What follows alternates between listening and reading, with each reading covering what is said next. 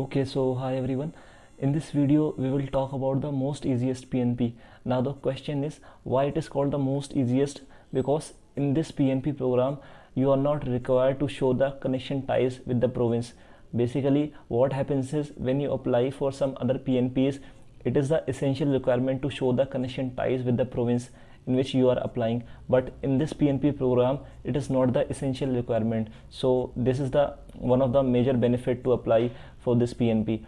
And there are some other benefits also, like if you apply for this PNP, you don't have to pay any initial fee to apply for this PNP. And if you have only 4 bands in IELTS, then also you are eligible. If you have only 1 year of experience, then also you are eligible. And if you get selected for this PNP program, you can move to Canada with your whole family. So these are some benefits of applying for this PNP program. Okay, so and in this video I have covered each and everything related to this PNP program, like what are the streams under this PNP program, what is the procedure to apply for this PNP program, what are the eligibility criteria to apply for this program, and the documents that are needed to apply for this PNP program, and what were the previous year cutoffs, to have some idea regarding like either we would be eligible or not. Okay, so this is the complete video regarding the Sketchman PNP program, and please don't skip any part of the video, because if you skip any part of the video, then you will be losing the important information regarding this PNP program. Okay, so just watch the complete video. Without any delay, let's start the video, and I just take you on my laptop screen for that. Okay, so first of all, let's talk about the scoring factors. So basically, SINP point grid system is there to check the scoring factors. So it is divided in 2 categories. First is labor market success, in which you can get maximum 80 points, and second one is connection to Sketchman. In this you can get maximum 30 points. So this is how you can get maximum 110 points, but in order to become eligible you must get at least 60 points. Okay, so now let's see. Okay, for this just come on this web page, and इस पर आपको लिखा हुआ है कि labour market success में in if you have done the masters or doctorate degree, then you can get 23 points. Written Canadian equivalency, मतलब आपको जो भी आपकी डिग्री है उसका ECA कराना पड़ेगा. ECA basically, as I have already told in previous videos, so there are some agencies like WES, IQAS, ICAS. Okay, so ये आपको मैक्सिमम 23 पॉइंट्स देंगे अगर आपकी मास्टर्स डिग्री है या PhD डिग्री है. And if you have only bachelor's degree और 3-year degree at a university और college, then you can get 20 points. Okay, so education cover हो गया. Now let's talk about skilled worker experience. So skilled work experience में maximum points आपको तब मिलेंगे जब आपका 10 years ऑफ एक्सपीरियंस होगा. अगर आपका लास्ट 5 years में 5 year का एक्सपीरियंस है तब आपको 10 पॉइंट्स मिलेंगे. एंड लास्ट 5 to 10 years के बीच में अगर आपका और 5 years का एक्सपीरियंस है तब आपको 5 पॉइंट्स मिल जाएंगे. तो this is how you can get maximum 15 points in work experience. But there is one catch, like this experience and this experience, these both experiences must be under same NOC category. like अगर आपकी job last 5 years में as a software engineer थी, and last 5 to 10 years के बीच में अगर आपने as a web developer या किसी और मैनेजरियल लेवल पे काम किया, तो आपका जो है होगा वो एक ही कैटेगरी में स्कोर काउंट होगा. आपको मैक्सिमम 10 पॉइंट्स ही मिलेंगे, ना कि 15 पॉइंट्स, बिकॉज जो NOC कोड है वो सेम होना चाहिए इसके लिए. ओके, स्किल्ड वर्क एक्सपीरियंस के लिए. So this is how skilled work experience में मैक्सिमम आपको 15 पॉइंट्स मिल जाएंगे अगर आपका 10 years ऑफ एक्सपीरियंस है. 5 years का एक्सपीरियंस लास्ट 5 years में, एंड 5 years का एक्सपीरियंस लास्ट 5 to 10 years में. Okay, now let's talk about the language eligibility. Language eligibility में आपको मैक्सिमम 20 पॉइंट्स मिलते हैं अगर आपका CLB 8 है या उससे ज़्यादा है. What is CLB 8? CLB 8 यहाँ से आप क्लिक करके देख सकते हो. 7.5, 6.5 एंड 7.5 इस तरह से कुछ होता है. ये CLP है, ये रहा IELTS. बेसिकली आपको IELTS जनरल देना होगा ऑब्वियसली, तो उसके लिए आपको IELTS जनरल में अगर आपके CLB 8 आ जाते हैं, CLB 8 का मतलब रीडिंग में 6.5, राइटिंग में 6.5, लिसनिंग में 7.5 एंड स्पीकिंग में 6.5। अगर आपका ये स्कोर आ जाता है या इससे ज़्यादा तो आपको मैक्सिमम 20 पॉइंट्स मिल जाएंगे।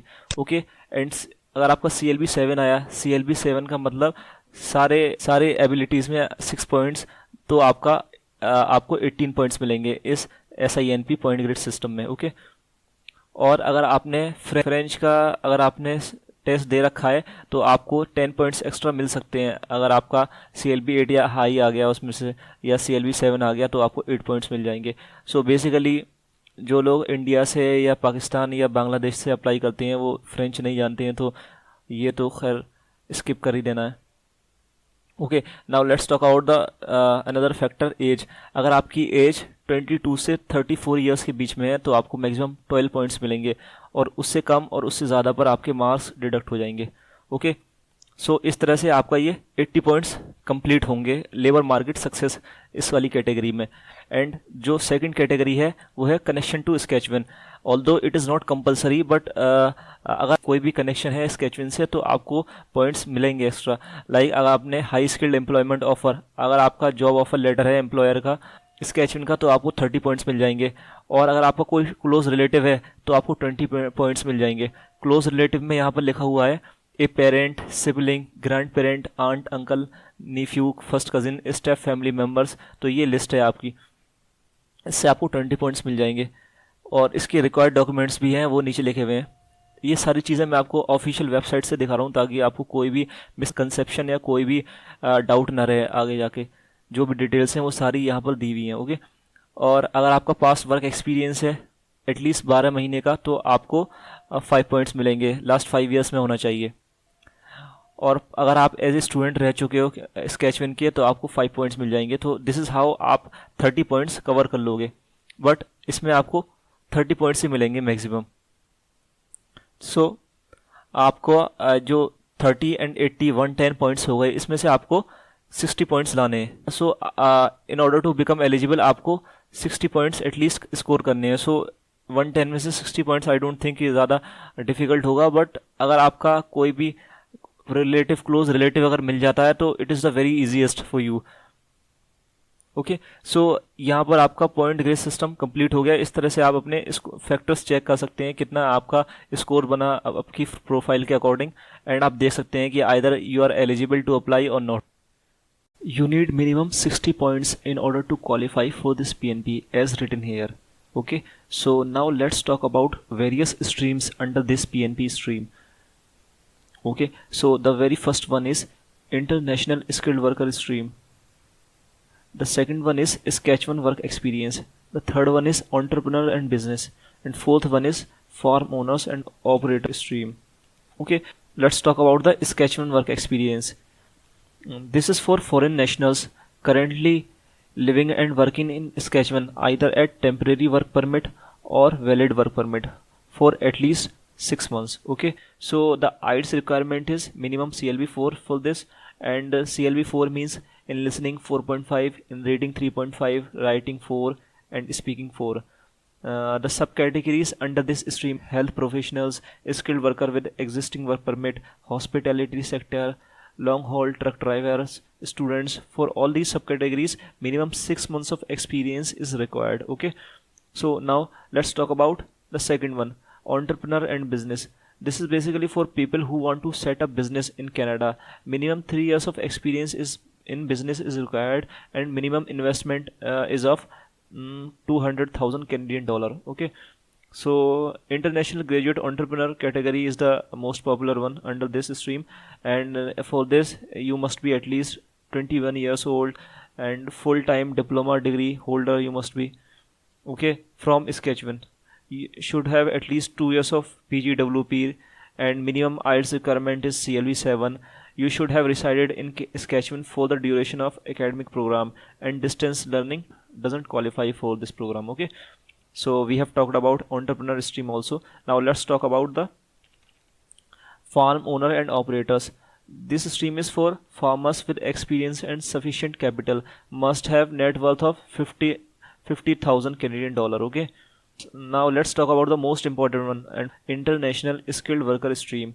In this stream the first one is sketch 1 express entry, the second one is occupation in demand, and the third one is employment offer. Okay, so the basic difference between these two, sketch 1 express entry and occupation in demand, is if you are eligible for express entry, then you should go with express entry, and if you are ineligible, then go with occupation in demand. Okay, so if we see the differentiation between SINP express entry and SINP via occupation in demand, in SINP via express entry you need express entry profile.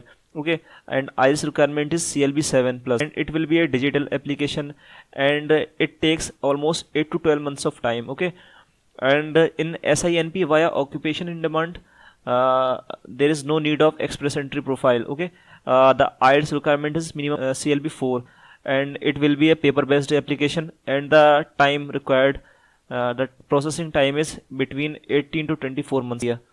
If you go with occupation in demand with any PNP, then you should not be concerned with the CRC score, because it doesn't matter in case of occupation in demand. Rather, every province has its own point grade system for occupation in demand stream. Okay, now let's talk about the eligibility criterias. So basically हम इस video में international skilled worker इस stream पे focus करेंगे, and इस stream के अंदर 3 sub streams हैं, as I told you, Saskatchewan 1 express entry, occupation in demand and employment offer stream. Okay, so सबसे पहले हम देखते हैं ऑक्यूपेशन इन डिमांड, इसकी एलिजिबिलिटी क्राइटेरियाज क्या क्या है. सो you live outside of Canada, obviously. You are not a refugee claimant. Okay, score a minimum of 60 points. Okay, as I told you earlier, SINP point assessment grid system में आपके minimum 60 points होने चाहिए out of 110. So हमने उसकी requirements अभी देखी थी, कैसे कैसे आपके points बनेंगे. Okay, another requirement is कि have a language score of at least 4. अगर आप ऑक्यूपेशन इन डिमांड स्ट्रीम में अप्लाई कर रहे हो तो आपको मिनिमम IELTS 4 बैंड चाहिए. ओके, CLB 4 मिनिमम आपका होना चाहिए, और ये आप यहाँ से चेक कर सकते हो CLB 4 क्या है, इस पर क्लिक करके. CLB 4 इज बेसिकली जब आपके रीडिंग में 3.5 होंगे, राइटिंग में 4 होंगे, लिसनिंग में 4.5 एंड स्पीकिंग में 4, तो आपका CLB 4 बनेगा. And before moving forward, I would like to say, if you like our content, don't forget to subscribe our channel and press the bell notification to motivate us for making more and more videos for you. Okay, so ये IELTS clear हो गया.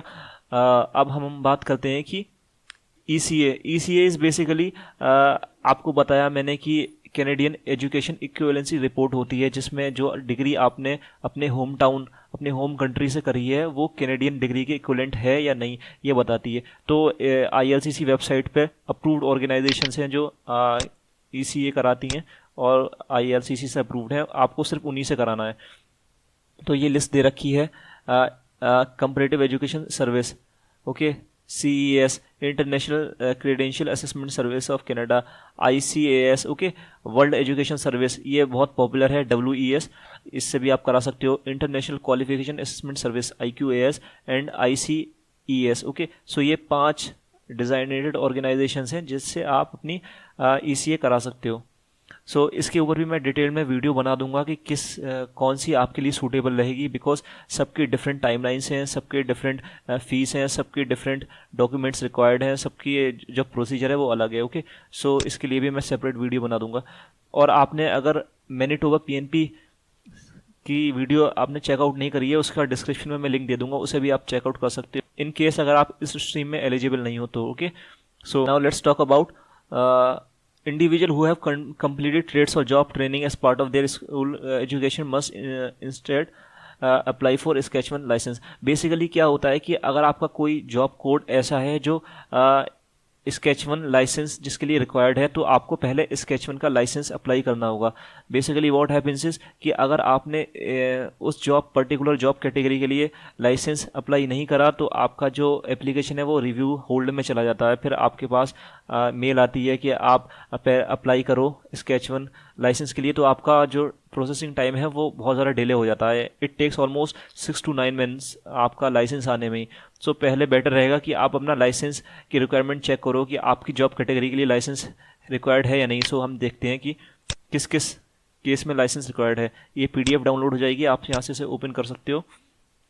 Okay, so यहाँ से आप scroll करोगे, सो ये जो NOC code आ गए जिन जिन जॉब्स कैटेगरीज के लिए जो लाइसेंस है वो रिक्वायर्ड है, like engineering managers, civil engineers, mechanical engineers, electrical electronic engineers. So यहाँ पे वेरियस कैटेगरीज हैं, trade occupations, engineering occupation. So आप अपने अकॉर्डिंग देख सकते हो कि अगर आपका जो जॉब कैटेगरी है, जॉब का टाइटल है, वो अगर इन लिस्ट में से किसी में है तो आपको पहले लाइसेंस के लिए अप्लाई करना पड़ेगा, उसके बाद फिर आप अप्लाई कर दो, बिकॉज लाइसेंस होना मस्ट है एज रिटन हेयर, अगर आपकी जॉब कैटेगरी इस लिस्ट में लाई कर रही है तो। ओके, और जो दूसरी रिक्वायरमेंट है वो है कि have work experience that is high skilled and not on the excluded occupation list. Basically Saskatchewan जो पीएनपी है इसमें एक जॉब कैटेगरीज की एक्सक्लूडेड लिस्ट है कि उस लिस्ट में जो जॉब कैटेगरीज हैं कुछ वो एक्सक्लूजन में है। सो अगर आपकी जॉब कैटेगरी उस लिस्ट में लाई करती है तो unfortunately you will not be eligible for this PNP program. So पहले आपको चेक करना पड़ेगा कि आपकी जो जॉब कैटेगरी है वो इस एक्सक्लूडेड लिस्ट में तो नहीं है।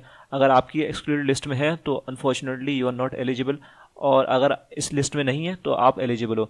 सो these are the job titles like legislators, seniors manager trade broadcasting, managers in health care. So ये जॉब कैटेगरीज हैं, डेंटिस्ट, और ये है सब जजेस। ये सारी लिस्ट जो है, इस लिस्ट में से अगर आपकी जो जॉब कैटेगरी है वो लाई कर रही है तो आप इस पीएनपी प्रोग्राम के लिए अवेलेबल नहीं हो।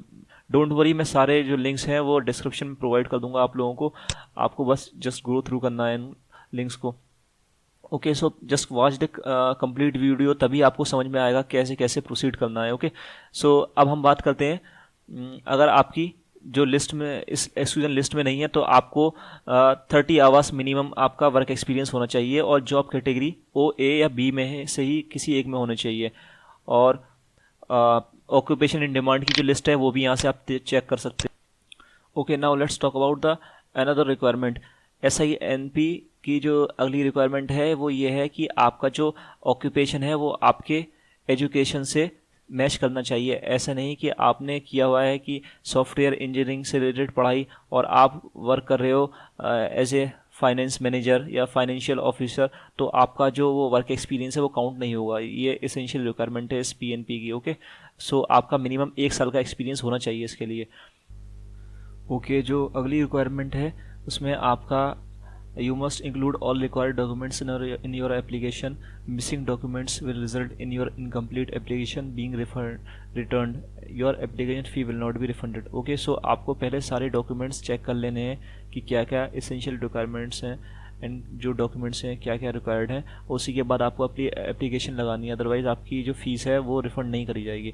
Okay, have proof of settlement fund and A settlement plan. Settlement fund basically आपको 12,600 Canadian dollar if you are applying as a loan, and if you have any dependent family member with you then you have to show about 2,000-3,000 Canadian dollar per head. Okay, so but make sure आपकी जो settlement funds हैं वो 3 महीने से ज़्यादा पुराने हों, otherwise आपकी फाइल रिटर्न हो जाएगी, रिजेक्ट हो जाएगी। ओके, और रिगार्डिंग सेटलमेंट प्लान, ये बेसिकली सेटलमेंट प्लान ये होता है कि आप उन लोगों को क्या बताओगे कि आप स्केचविन जाकर क्या करोगे, आप कैसे स्केचविन की इकोनॉमी को बूस्ट करने में किस तरह से हेल्प करोगे, कैसे वहाँ सर्वाइव करोगे। सो बेसिकली इसके लिए आपको क्या करना है, CEC की ऑफिशियल वेबसाइट पर लिव इन कनाडा नाम से टूल है, उस पर आपको बेसिक इन्फॉर्मेशन फिल करने के बाद एक ऑनलाइन PDF आ जाएगा, उसको आपने डाउनलोड कर लेना है और उसे PR की फाइल के साथ लगाना है।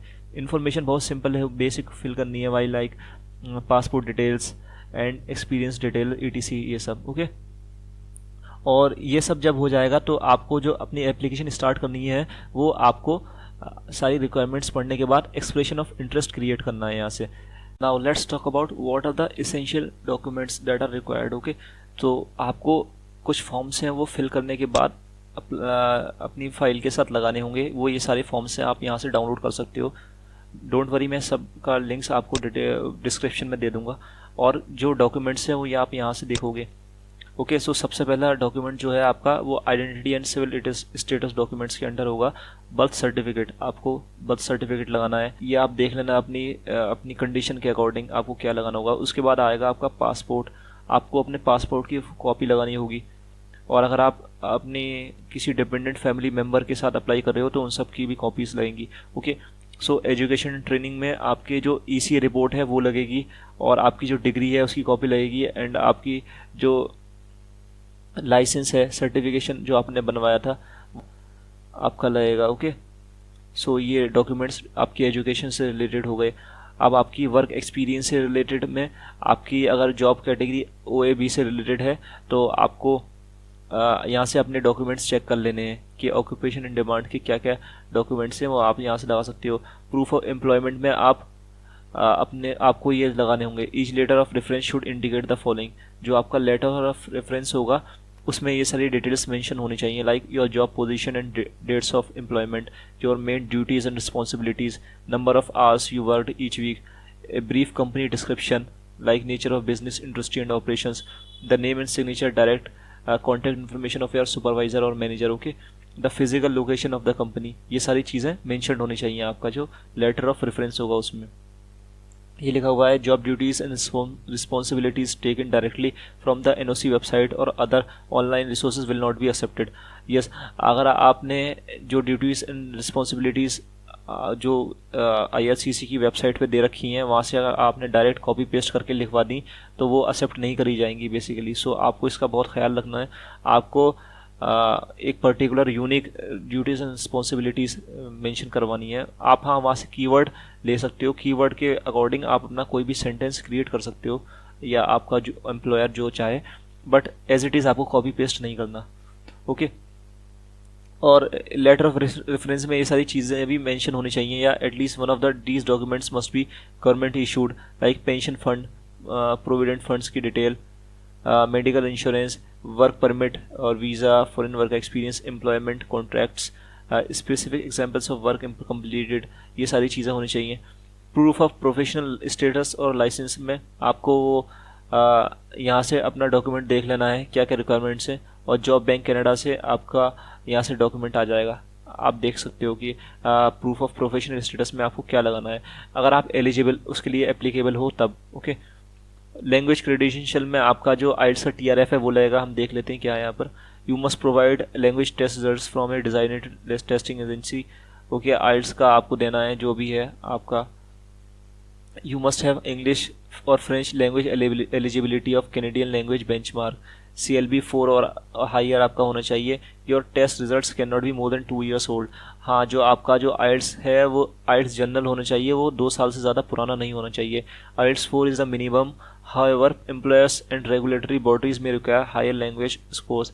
कभी कभी क्या होता है कि जो आपके एम्प्लॉयर्स हैं वो IELTS 4 से ज़्यादा डिमांड करते हैं, तो आपको देखना होगा कि आपका जो एम्प्लॉयर है, अगर आपका जॉब ऑफर वाली उसमें आप अप्लाई कर रहे हो तो आपका एम्प्लॉयर क्या डिमांड कर रहा है। IELTS 4 पे अगर वो ओके है तो फिर ठीक है। ओके, सो IELTS में आपको 4 का मतलब हो गया, ये लिखा हुआ है, हमने पहले ही डिस्कस कर लिया, ये 4.5, 3.5, 4, 4। ओके ओके, और सेटलमेंट फंड्स में आपको मिनिमम फंड्स आप यहाँ से देख सकते हो, ये अपडेट होते रहते हैं बेसिकली, तो आपको देखने हैं क्या क्या कितने फंड्स हैं। हाँ, अगर आप सिर्फ अकेले अप्लाई कर रहे हो तो आपका जो इस टाइम फंड्स हैं वो $13,213 कैनेडियन डॉलर ये आपको प्रोवाइड करने होंगे, और आपके डिपेंडेंट मेंबर आपके साथ एक और है तो आपको इतने हो जाएंगे 16,000 समथिंग, और आपके जितने भी हैं वो इस तरह से फिर बढ़ते चले जाएंगे, आप यहाँ से देख सकते हो। और ये इसकी कुछ रिक्वायरमेंट्स लिखी हुई हैं कि अकाउंट नंबर होना चाहिए, date each account was opened, ये सारी रिक्वायरमेंट्स आपको फुलफिल करनी है, आप पढ़ सकते हो। ओके, और बट मेक श्योर कि जो आपके सेटलमेंट फंड्स हैं वो 3 महीने से ज़्यादा पुराने ना हो। यहाँ लिखा हुआ है have been maintained at least 3 months prior to submitting your application and maintained throughout the entire immigration process. Okay, so ये हो गया हमारा। और आपके जो कौन कौन से फंड्स एक्सेप्ट हो सकते हैं, पर्सनल चेकिंग हो सकता है और सेविंग अकाउंट के फंड्स एक्सेप्ट हो जाएंगे, बॉन्ड्स हो जाएंगे एक्सेप्ट, कैश वैल्यू हो जाएगी या लाइफ इंश्योरेंस की फॉर्म में, गारंटेड इन्वेस्टमेंट सर्टिफिकेट GIC लोग बनवाते हैं, वो GIC भी अगर आपके पास है तो वो भी एक्सेप्ट हो जाएगी। म्यूचुअल फंड्स हैं आपके पास वो हो जाएंगे एक्सेप्ट, PF है अगर आपके पास वो हो जाएगा, रजिस्टर्ड रिटायरमेंट सेविंग प्लान्स है अगर आपके पास, टैक्स फ्री सेविंग्स अकाउंट है तो वो हो जाएगा, ट्रेजरी बिल्स है वो हो जाएंगे। नाउ जो डॉक्यूमेंट में आपको लगाना है वो सेटलमेंट प्लान लगाना है। सेटलमेंट प्लान में आपको यहाँ से आपका डॉक्यूमेंट आप क्लिक करोगे डॉक्यूमेंट डाउनलोड हो जाएगा अपनी कुछ डिटेल्स फिल करने के बाद। ओके, और यहाँ पर आप देख सकते हो कि to use a live in Canada tool, ये living in Canada tool as I told you earlier, उसमें आपको सेटलमेंट प्लान के लिए you must select no I applied I am still waiting when asked has IRCC approved your application to come to Canada. Okay, so इस तरह से यहाँ पे instructions लिखे हुए हैं आपको किस तरह से उस टूल में डिटेल्स फिल करनी है। After you answer the question living in Canada tool create your settlement plan, तो लिविंग इन कनाडा टूल आपका फिर आपका सेटलमेंट प्लान क्रिएट कर देगा और आप वहाँ से उसे डाउनलोड कर सकते हो। हाँ, अगर आपका कोई क्लोज रिलेटिव है इन स्केचवन तो आपको उसकी कुछ डिटेल्स लगानी होंगी। और क्लोज रिलेटिव कौन हो सकता है?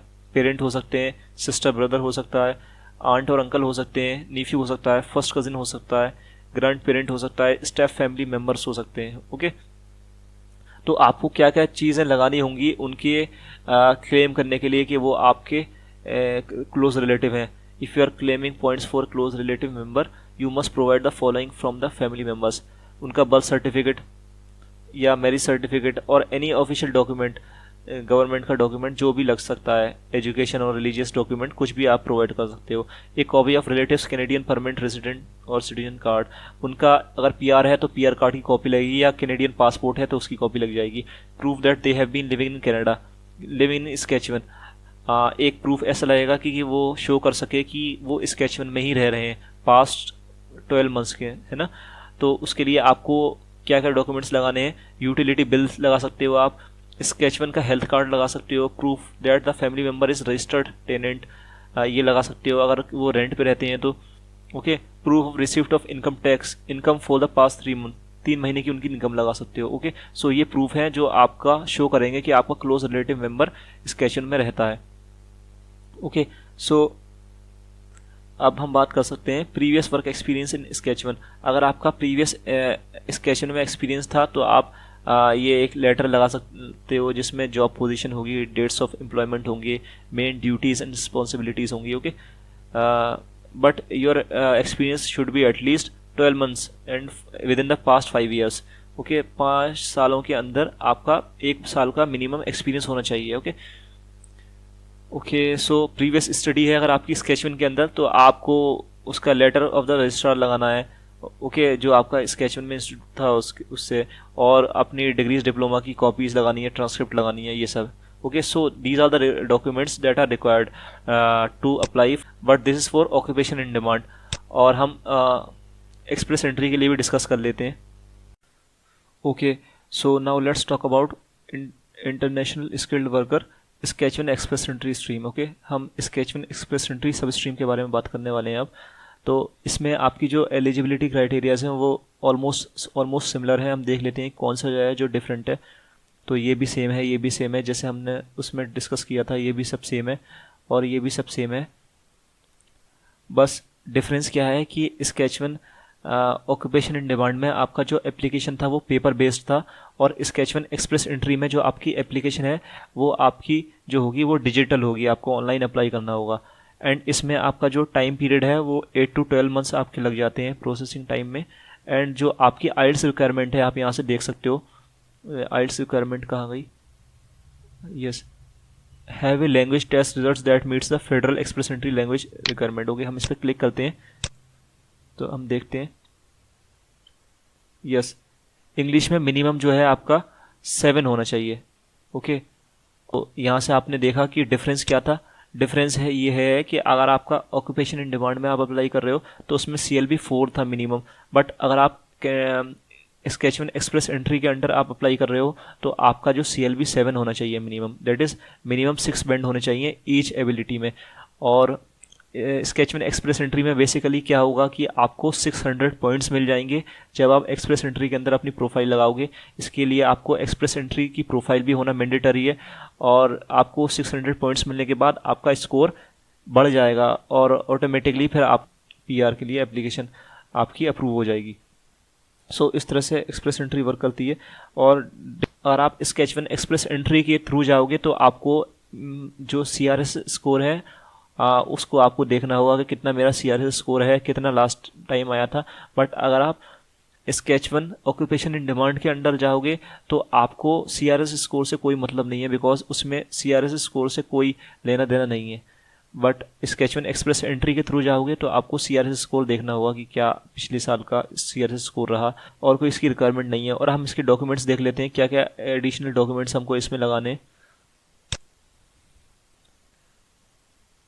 रिक्वायर्ड डॉक्यूमेंट्स, सो बेसिकली इसके फॉर्म्स कुछ होंगे, वो भी आपको यहाँ से फिल कर लेने हैं और उसके बाद आपको अपनी फाइल के साथ लगाने हैं। तो express entry profile number and job seeker validation code, you must be accepted into IRCC express entry pool. आपको एक एक्सप्रेस एंट्री प्रोफाइल बनानी पड़ेगी इसके लिए, और फिर आपको वो SINP पूल में आपकी जाएगी, उसके बाद आप अप्लाई कर सकते हो SINP के लिए। ओके, तो जो आपका जो IELTS रिक्वायरमेंट है वो यहाँ पे लिखी हुई है। ओके, और एजुकेशन ट्रेनिंग सर्टिफिकेट, आप एक्सप्रेस एंट्री प्रोफाइल क्रिएट करनी है, IELTS का TRF लगाना है, IELTS जनरल होना चाहिए यहाँ पर, IELTS जनरल ट्रेनिंग। ओके, और एजुकेशन में आपको डिग्री डॉक्यूमेंट्स उन सब की कॉपीज़ लगेंगी और उसकी ECA रिपोर्ट की कॉपी लगेगी। वर्क एक्सपीरियंस क्रेडेंशियल, आपका वर्क एक्सपीरियंस का जो डॉक्यूमेंट है वो लगेगा, पिछली जो हमने देखा उसकी तरह ही। और प्रूफ ऑफ प्रोफेशनल स्टेटस, ये आपका लगेगा, कोई भी जिस भी कंट्री से आप हो वहाँ से। सेटलमेंट फंड्स आपको लगाने होंगे उसी की तरह, और सेटलमेंट प्लान आपको शो करना होगा उसी की तरह जो हमने पहले देखा। क्लोज रिलेटिव, ये सब सेम है। और previous work experience in Saskatchewan, ये भी सेम है, प्री के भी सेम है। Identity and civil status documents, ये भी आपको डॉक्यूमेंट्स लगाने होंगे। ओके, और ये passport. So these are the documents which are required okay for this Saskatchewan express entry. Okay, now let's talk about the step by step guidance. तो सबसे पहले आपको एक्सप्रेशन ऑफ इंटरेस्ट अप्लाई करना है, यहाँ से आप जैसे देख सकते हो। उसके बाद स्केचवन ऑफिशियल वेबसाइट पर अप्लाई करने के बाद वो इन्फॉर्मेशन गवर्नमेंट ऑफ कनाडा के पास चली जाएगी। फिर वो लोग उसको पूल में रखेंगे और जो जो लोग क्वालिफाई करेंगे उन्हें इनविटेशन टू अप्लाई आ जाएगा। देन जब आपका इनविटेशन टू अप्लाई आ जाएगा उसके बाद यू हैव टू पे $350 कैनेडियन फीस, और उसके बाद आपको सारे डॉक्यूमेंट्स अटैच करने हैं, और list of all documents are given under description, आप चेक कर सकते हो। कुछ फॉर्म्स भी गिवन है वहाँ, उनको आपको डाउनलोड कर लेना है और वो फॉर्म्स भी अटैच होंगे। सो अगर आपकी प्रोफाइल अप्रूव हो गई तो now you will get the nomination from the province. और अगर आपका ऑक्यूपेशन इन डिमांड के लिए अगर आप अप्लाई कर रहे हो तो आपको पेपर बेस्ड अप्लाई करना है। For this procedure you will gate 6 months, और 6 मंथ्स के अंदर आपको सारा कुछ कंप्लीट करना है। Don't worry, they will send you step by step procedure in email कि आपको pen and paper based application कहाँ सेंड करनी है, क्या क्या डॉक्यूमेंट्स अटैच करने हैं। एंड एप्लीकेशन सेंड करने के बाद as soon as it gets approved you will get PR। So difference यही है कि आप अगर एक्सप्रेस एंट्री के थ्रू लगाते हो तो आपको 600 पॉइंट्स मिलते हैं। आप एक्सप्रेस एंट्री प्रोफाइल या तो क्रिएट करते हो या फिर उसे अपडेट करते हो, फिर नेक्स्ट ड्रॉ में आपकी PR हो जाती है। But in occupation in demand Saskatchewan में आपको पेपर बेस्ड एप्लीकेशन करनी पड़ती है, और उसको जो टाइम है उसका प्रोसेसिंग टाइम वो ऑलमोस्ट 18 to 24 मंथ्स है, और जो उसका जो रिक्वायरमेंट्स हैं वो CLB 4 है, आप कर सकते हो आराम से। कोई भी आपको एक्सप्रेस एंट्री प्रोफाइल की भी ज़रूरत नहीं है उसके लिए। सो दीज आर द सम की पॉइंट्स। और अब हम बात करते हैं कि लास्ट कुछ सालों में क्या क्या जो पिछले ड्रॉज रहे हैं उनमें क्या क्या जो कट ऑफ रही हैं वो क्या क्या रही हैं। ओके, सो हम उसे भी देख लेते हैं। सो इसका भी मैं लिंक आपको डिस्क्रिप्शन में दे दूंगा। सो आपने देखा कि जो 19 अगस्त को 2021 को ऑक्यूपेशन इन डिमांड में जो स्कोर रहा था वो एलिजिबिलिटी में 70 रहा था, और 335 इन्विटेशंस आए थे, और